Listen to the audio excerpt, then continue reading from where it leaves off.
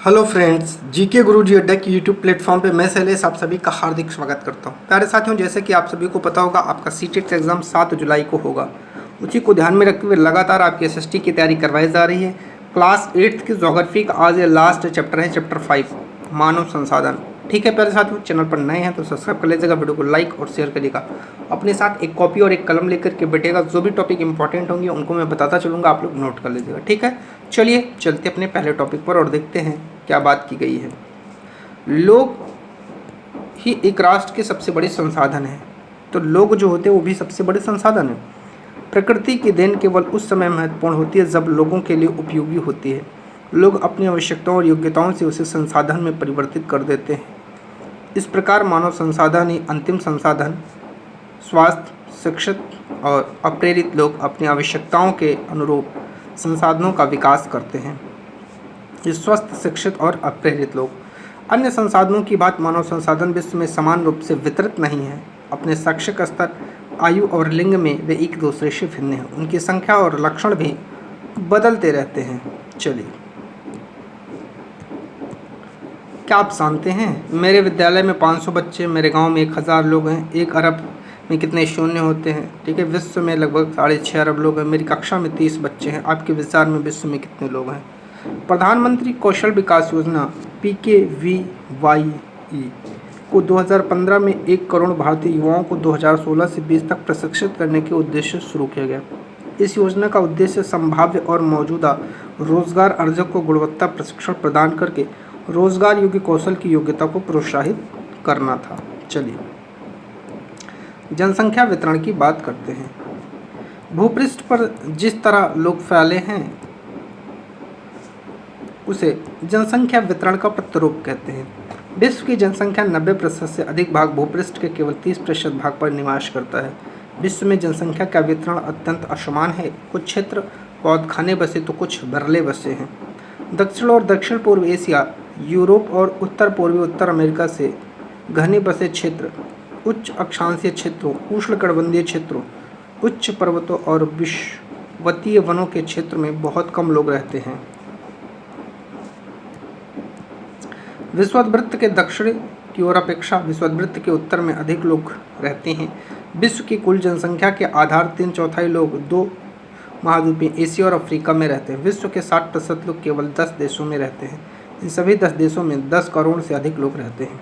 Asia में रहते हैं, यूरोप में रहते हैं, अफ्रीका में रहते हैं, मध्य एशिया व दक्षिण अफ्रीका में, उत्तर अमेरिका में। आपको दिखाया गया है कि कितने कौन से लोग किस टाइप के रहते हैं।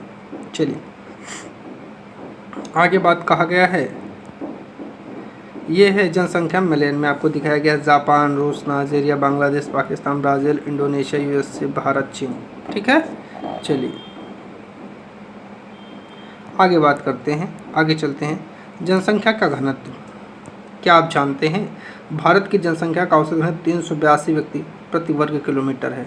जनसंख्या का घनत्व पृथ्वी पृष्ठ के 1/3 क्षेत्र में रहने वाले लोगों की संख्या को जनसंख्या घनत्व कहते हैं। सामान्य रूप से यह प्रति वर्ग किलोमीटर में व्यक्त किया जाता है। संपूर्ण विश्व का औसत जनसंख्या घनत्व 51 व्यक्ति प्रति वर्ग किलोमीटर है। सबसे अधिक जनसंख्या घनत्व दक्षिण मध्य एशिया में, इसके पश्चात क्रमशः पूर्वी एशिया और दक्षिण पूर्व एशिया में है।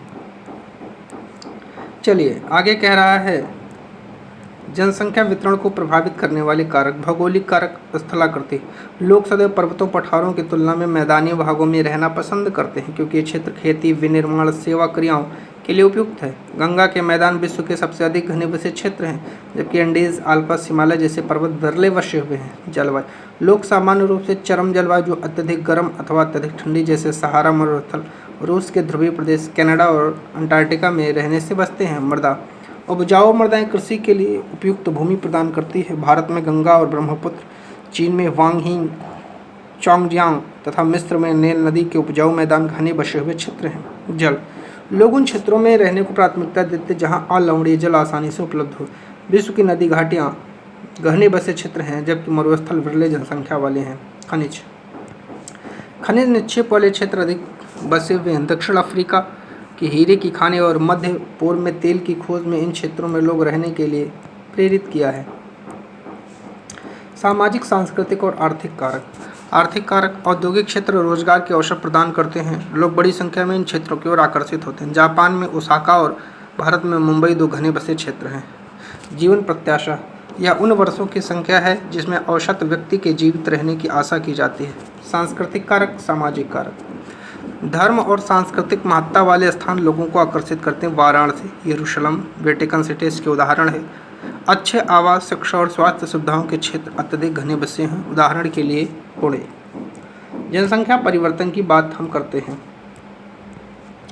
जनसंख्या परिवर्तन से तात्पर्य एक निश्चित अवधि के दौरान लोगों की संख्या में परिवर्तन है। विश्व की संख्या जो जनसंख्या है वो स्थिर नहीं रही, कई गुना बढ़ी है, जैसे 6.3 में दिखाया गया है आपको यहाँ पर। ऐसा वास्तव में जन्म और मृत्यु की संख्या में परिवर्तन के कारण हुआ है। मानव इतिहास की लंबी अवधि में 1800 तक विश्व की जनसंख्या धीरे धीरे बढ़ी। संख्या में बच्चे जन्म लेते थे लेकिन शीघ्र उनकी मृत्यु भी हो जाती थी। ऐसा इसीलिए वहाँ उचित स्वास्थ्य सुविधाएं नहीं थी। सभी लोगों के लिए पर्याप्त भोजन उपलब्ध नहीं था। किसान सभी लोगों की भोजन की आवश्यकताओं को पूरा करने के लिए पर्याप्त उत्पादन करने में सक्षम नहीं थे। इसके परिणामस्वरूप जनसंख्या में वृद्धि बहुत कम थी। 1804 में विश्व की जनसंख्या 1 अरब हो गई। 150 वर्षों बाद 1959 में विश्व की जनसंख्या 3 अरब, प्रायः जनसंख्या विस्फोट कहते हैं। 1999 में 30 वर्ष की अवधि में कम से कम जनसंख्या दुगनी 6 अरब। इस वृद्धि का मुख्य कारण खाद्य आपूर्ति और औषधियों के कारण मृत्यु दर का कम होना है, जबकि जन्म दर अभी भी बहुत अधिक रहे। जन्मों को साधारणतः जन्म दर से आंका जाता है। जन्म दर अर्थात प्रति 1000 व्यक्तियों पर जीवित जन्मों की संख्या में मापा जाता है। मृत्यु दर को प्रति 1000 व्यक्तियों पर मृतकों की संख्या में मापा जाता है। किसी क्षेत्र में विशेष में लोगों के आने जाने को प्रवास कहते हैं। जन्म और मृत्यु जनसंख्या परिवर्तन के प्राकृतिक कारण है। एक देश के जन्म दर और मृत्यु दर के बीच अंतर प्राकृतिक वृद्धि दर कहते हैं। विश्व में जनसंख्या के बढ़ने का मुख्य कारण प्राकृतिक वृद्धि दर का तीव्र रूप से बढ़ना है। आप्रवास का मतलब है जब व्यक्ति नए देश में जाता है। उत्प्रवास का मतलब है जब व्यक्ति एक देश को छोड़ता है। याद रखिएगा, पूछ लिया जा सकता है। प्रवास एक अन्य कारण है जिसमें जनसंख्या के आकार में परिवर्तन होता है। लोग एक देश में अथवा देशों के बीच एक स्थान से दूसरे स्थान पर जा सकते हैं। उत्प्रवासी वे लोग होते हैं जो देश को छोड़ते हैं। अप्रवासी वे होते हैं जो देश में आते हैं। संयुक्त राज्य अमेरिका और ऑस्ट्रेलिया जैसे देशों में भीतरी प्रवास अथवा आप्रवास द्वारा संख्या बढ़ी। सूडान एक ऐसा उदाहरण है जिसमें लोगों के बाहर चले जाने अथवा उत्प्रास के कारण जनसंख्या में कमी का अनुभव किया गया। अंतर्राष्ट्रीय प्रवास की सामान्य प्रकृति है कि लोग अच्छे आर्थिक अवसरों की खोज में कम विकसित राष्ट्रों से अधिक विकसित राष्ट्रों में चले जाते हैं। देशों के अंदर बड़ी संख्या में लोग रोजगार, शिक्षा और स्वास्थ्य सुविधाओं की खोज में ग्रामीण क्षेत्रों से नगरीय क्षेत्रों की तरफ चले जाते हैं। जनसंख्या परिवर्तन के प्रतिरूप, जनसंख्या वृद्धि की दर विश्व में अलग अलग है।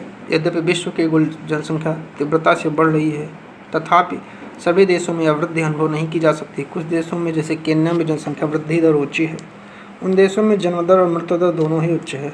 हाल ही में स्वास्थ्य सेवाओं में सुधार के साथ मृत्यु दर कम हो गई है, परंतु जन्म दर अभी भी अधिक है, जिससे वृद्धि दर बढ़ रही है। अन्य देशों में जैसे यूनाइटेड किंगडम में जन्म दर और मृत्यु दर के कारण जनसंख्या वृद्धि की दर मंद है। आगे बात करते हैं जनसंख्या संगठन। किसी देश की जनसंख्या कितनी अधिक हो उसका उस देश के आर्थिक विकास के स्तर में कुछ अंतर नहीं पड़ता। उदाहरण के लिए बांग्लादेश और जापान अति घने बसे देश हैं, लेकिन जापान बांग्लादेश से आर्थिक रूप से अधिक विकसित देश है। एक संसाधन के रूप में लोगों की भूमिका को समझने के लिए हमें उनके गुणों के बारे में जानने की आवश्यकता है। लोग अपनी आयु, लिंग, साक्षरता स्तर, स्वास्थ्य दशाओं, व्यवसाय और आय के स्तर पर एक दूसरे से भिन्न होते हैं। लोगों को इन विशेषताओं के बारे में जानना आवश्यक है। जनसंख्या संगठन जनसंख्या की संरचना को दर्शाता है। आगे बात करते हैं, जनसंख्या संगठन हमारी यह जानने में सहायता करता है कि कितने पुरुष और कितने स्त्रियां हैं, वे किस आयु वर्ग के हैं, कितने शिक्षित हैं और किस प्रकार के व्यवसाय में लगे हैं, उनकी आय का स्तर क्या है, स्वास्थ्य की दशा क्या है। एक देश में जनसंख्या संगठन का अध्ययन करने के लिए रुचिकर विविध जनसंख्या पिरामिड है, जिसे आयुलिंग पिरामिड भी कहते हैं। एक जनसंख्या पिरामिड दर्शाता है, क्या क्या दर्शाएगा। अब यहाँ से आपसे क्वेश्चन बना करके पूछा जा सकता है कि जनसंख्या पिरामिड क्या क्या दर्शाता है। कुल जनसंख्या विभिन्न आयु वर्गों में विभाजित है। उदाहरण 5 से 9 वर्ष और 10 से 14 वर्ष। कुल जनसंख्या का प्रतिशत इन वर्गों में से प्रत्येक वर्ग में पुरुष और स्त्रियां उपविभाजित है। जनसंख्या पिरामिड का आकार विशिष्ट देश में रहने वाले लोगों की कहानी बताता है।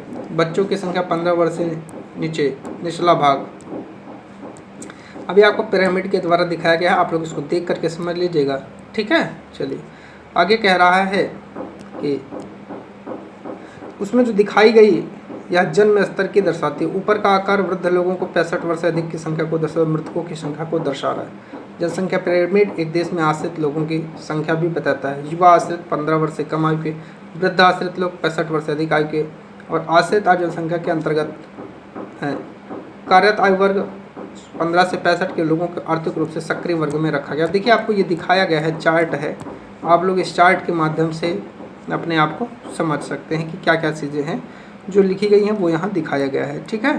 चलिए आगे कह रहा है, एक देश जनसंख्या पिरामिड जिसमें जन्म दर मृत्यु दर दोनों ही ऊंचे हैं, आधार पर चौड़ा और ऊपर तीव्रता से सकरा हो जाता है। ऐसा इसीलिए कि बहुत से बच्चे जन्म लेते हैं लेकिन उनमें से अधिकतर की मृत्यु शैशव काल में हो जाती है और कुछ ही बड़े होते हैं, इसलिए वहाँ वृद्ध लोग बहुत कम हैं। इस स्थिति को केन्या के पिरामिड के द्वारा दर्शाया गया है। जिन देशों में मृत्यु दर विशेष रूप से बहुत छोटे बच्चों में कम हो रही है, युवा आयु वर्ग का पिरामिड चौड़ा है क्योंकि शिशु प्रौढ़ावस्था तक जीवित रहते हैं, या भारत के पिरामिड में दृष्टिगोचर होता है।